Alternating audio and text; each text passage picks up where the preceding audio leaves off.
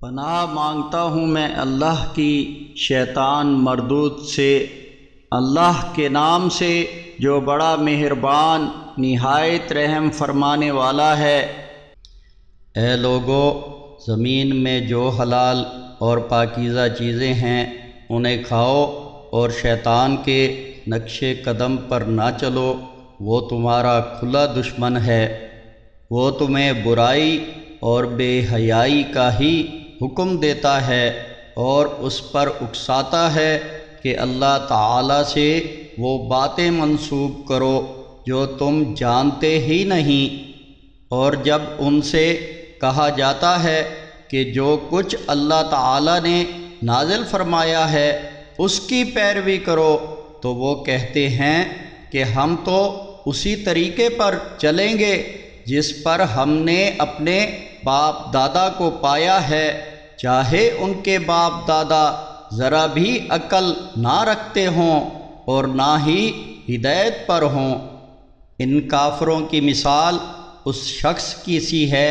جو اس جانور کو آواز دیتا ہے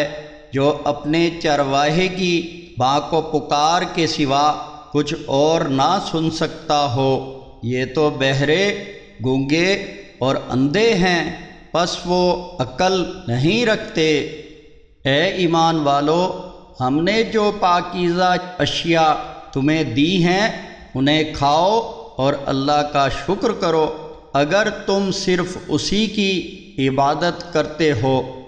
اللہ نے حرام کیا ہے تم پر مردار، بہتا ہوا خون، سور کا گوشت اور ہر وہ چیز جو غیر اللہ سے منسوب کر دی گئی ہو، البتہ جو شخص محض مجبوری میں، بغاوت و نافرمانی میں نہیں، اس میں سے کچھ کھا لے تو اس پر کوئی گناہ نہیں۔ یقیناً اللہ تعالی بہت ہی معاف کرنے والا اور رحم فرمانے والا ہے۔ جو لوگ اللہ کی نازل کی ہوئی کتاب کی ہدایات کو چھپاتے اور اس پر حقیر معاوضہ